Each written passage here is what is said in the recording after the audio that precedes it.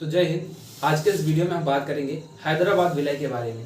देखिए, पिछले वीडियो में हमने बात की थी जूनागढ़ के बारे में, और उसके पिछले वीडियो में हमने बात की थी त्रावणकोर, भोपाल और राजस्थान की कुछ रियासतों के बारे में।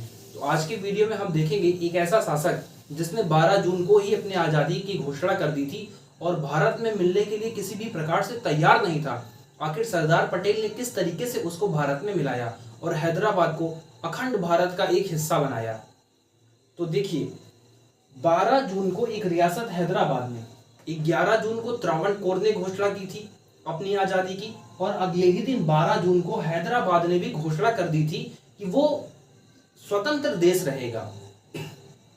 या तो वो पाकिस्तान में मिलेगा क्योंकि दिल उसका पाकिस्तान में था, या वो स्वतंत्र रहेगा। और हैदराबाद उस समय की सबसे बड़ी रियासतों में से एक थी जिसका क्षेत्रफल 82,000 वर्ग किलोमीटर में फैला हुआ था।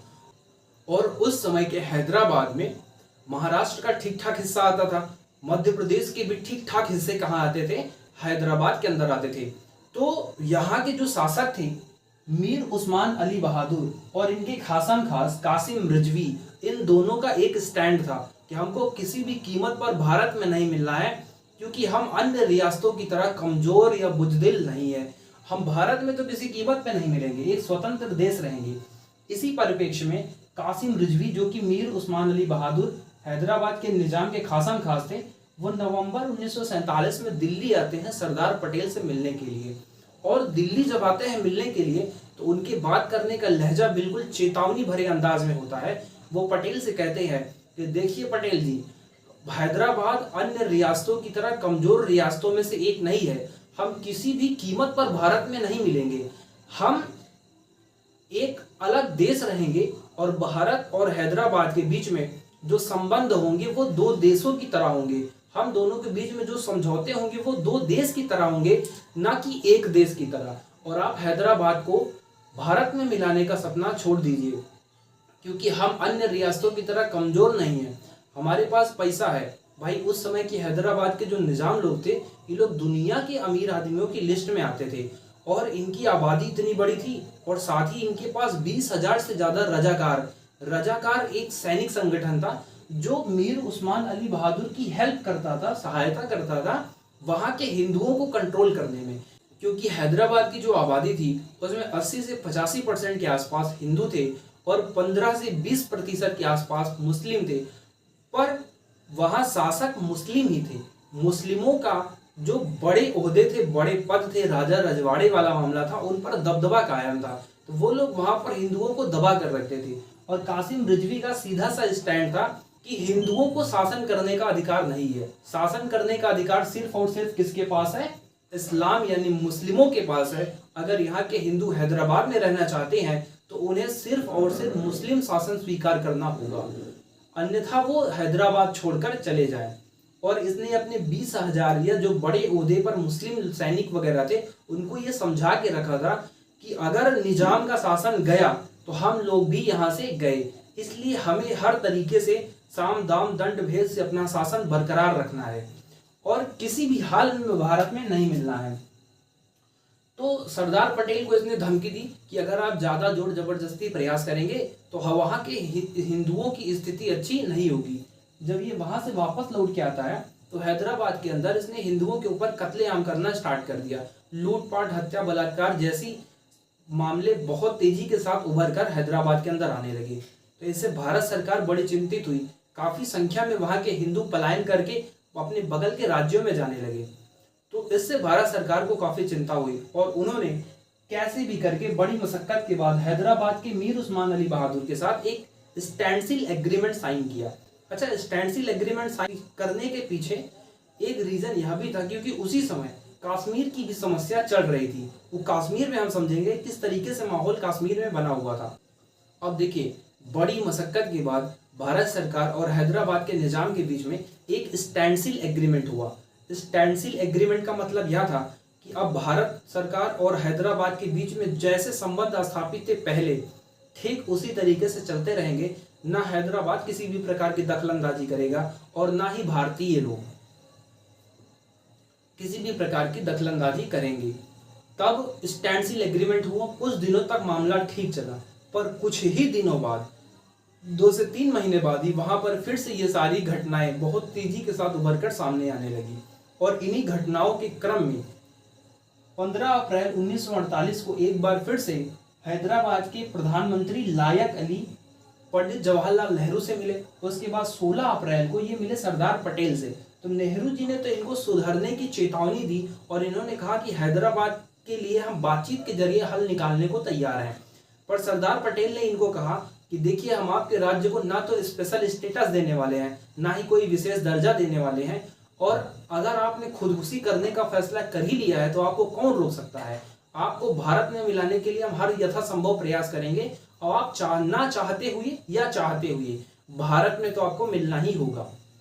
इस प्रकार की बातें सुनकर ये जाते हैं अपने निजाम के पास। वहां का प्रतिनिधिमंडल वापस जाता है और उनकी आपस में बातचीत होती है कि भारत सरकार किसी भी समय हैदराबाद पर सैन्य हमला कर सकती है, क्योंकि पटेल के तेवर एकदम कड़क थे। और इधर माउंटबेटन का भी कार्यकाल समाप्त होने वाला था। माउंटबेटन को लग रहा था कि भारत और हैदराबाद का ये जो मामला है किसी भी तरीके से अपने जाने से पहले से निपटा दें। बातचीत के जरिए अगर हल निकल जाता है तो इससे अच्छी और कोई बात नहीं हो सकती। पर इसके जवाब में 22 अप्रैल को निजाम ने एक पत्र लिखा बैटन को, और उसने बैटन को चेतावनी दी कि देखिए, ये हैदराबाद की जनता और हैदराबाद के निजाम का आपसी मामला है, कृपया आप इसमें दखलंदाजी करने का प्रयास न करें। लेकिन फिर भी माउंटबेटन इस उत्तर के बाद भी वो लगे थे कि किसी भी तरीके से बातचीत के जरिए हैदराबाद और भारत का जो मसला है उसे समझाया जा सके, उसे सलटाया जा सके। तो इसी क्रम में इन्होंने सरदार पटेल और पंडित जवाहरलाल नेहरू को हैदराबाद को एक स्पेशल स्टेटस देने के लिए भी राजी कर लिया। बहुत मिन्नतों के बाद जाके सरदार पटेल उस एग्रीमेंट को करने के लिए तैयार हुए थे, क्योंकि वह एग्रीमेंट था क्या, उस एग्रीमेंट के द्वारा हैदराबाद को एक स्वतंत्र देश का दर्जा अपने आप मिल रहा था। क्यों मिल रहा था वो देखिए, क्योंकि हैदराबाद को कानून बनाने का अधिकार दिया गया था कि आप अपने यहाँ कानून बना सकते हो, अपना शासन किसी भी तरीके से चला सकते हो, और आप 20,000 तक के सैनिक अपने पास रख सकते हो, पूरे तरीके से शासन कर सकते हो। तो इस एग्रीमेंट के तहत जो निजाम थे उनका शासन बरकरार रहता, जो स्थिति ही वहां की वो चलती रहती। बस हाँ, लूटपाट के मामले, हत्या, फिरौती, डकैती के मामलों में कमी आती थोड़ा। तो इस एग्रीमेंट को बड़े मिन्नतों के बाद सरदार पटेल ने माना। एग्रीमेंट को मानने के बाद भारतीय जनता ने सरदार पटेल और पंडित जवाहरलाल नेहरू के खिलाफ काफी आक्रोश की भावना जगी। उनको लगा कि ऐसा कैसे कर सकते हैं हमारे देश के लीडर, जो हैदराबाद को एक स्पेशल स्टेटस का दर्जा दे रहे हैं। उधर हैदराबाद के अंदर हिंदुओं की स्थिति दिन प्रतिदिन बिगड़ती जा रही थी, क्योंकि वहां पर बड़े भारी पैमाने पर लूटपाट, हत्या जैसे मामले सामने निकल कर आ रहे थे। तब होता क्या है, कुछ दिनों बाद इस एग्रीमेंट के, इस समझौते के, ये समझौता 13 जून को हुआ था। 13 जून के कुछ दिनों बाद ही फिर से जो वहां के निजाम थे वो इस एग्रीमेंट को तोड़ देते हैं और वो कहते हैं कि देखिए, हैदराबाद किसी भी एग्रीमेंट के तहत भारत में मिलने को तैयार नहीं होगा, वह सिर्फ और सिर्फ स्वतंत्र देश ही रहेगा। तो इस पर सरदार पटेल ने 10 सितंबर को उनको एक आखिरी बार पत्र लिखा और उनको सुधारने की चेतावनी दी और कहा कि यह आखिरी मौका है आपके पास, आप भारत में मिल जाइए। तो हैदराबाद की जो कासिम रिजवी है, इन्होंने रिप्लाई किया कि हैदराबाद किसी भी शर्त पर नहीं मिलने को तैयार है। मतलब हैदराबाद नक्को मिलेगा मियाँ, तुम लाख प्रयास कर लो, हैदराबाद स्वतंत्र रियासत होना और हैदराबाद को मिलाने के सपने छोड़ दो मेरी जान। तो सरदार पटेल ने कहा कि तुमको मिलना तो पड़ेगा मेरी जान, चाहे शाम से मिलो, दाम से मिलो, दंड से मिलो या भेद से मिलो।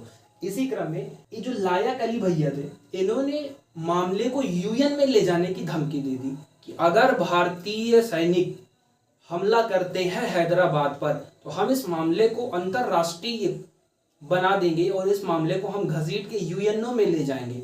सरदार पटेल ने कहा अच्छा बेटा, बहुत उछल रहे हो, एक काम करते हैं, तुमको जहां ले जाना है ले जाओ। 13 सितंबर को बिना पंडित जवाहरलाल नेहरू से पूछे उन्होंने सेना को आदेश दिया कि ऑपरेशन पोलो स्टार्ट करो। ऑपरेशन कैटरपिलर, पुलिस कार्यवाही या ऑपरेशन पोलो के नाम से हम इसे जानते हैं। इस ऑपरेशन के तहत भारतीय सैनिक पुलिस के भेष में हैदराबाद के अंदर घुसे और 5 दिन के अंदर अंदर उन्होंने 2000 से ज्यादा रजाकारों को मारा और ये कासिम रिजवी कुछ ही दिन के अंदर, 5 दिन के अंदर ही सरेंडर कर दिए, जो उछल रहे थे अपनी 20,000 सेना की दम पे कि हम आजाद देश बनाएंगे। केवल 5 दिन के अंदर सिलेंडर हो गए और सिलेंडर होने के बाद 17 सितंबर को इन्होंने भारत में विलय कर लिया। हैदराबाद का विलय 17 सितंबर को कंप्लीट हो गया और ये चचा मामले को यूएन में लेके जाते ही रह गए। इस विलय के बाद भी सरदार पटेल ने और नेहरू ने दरिया दिली दिखाते हुए जो हैदराबाद के निजाम थे मीर उस्मान अली बहादुर, इनको राज प्रमुख का दर्जा दिया। अब अगले वीडियो में हम लोग बात करेंगे कश्मीर के बारे में। मिलते हैं नेक्स्ट वीडियो में, तब तक के लिए जय हिंद।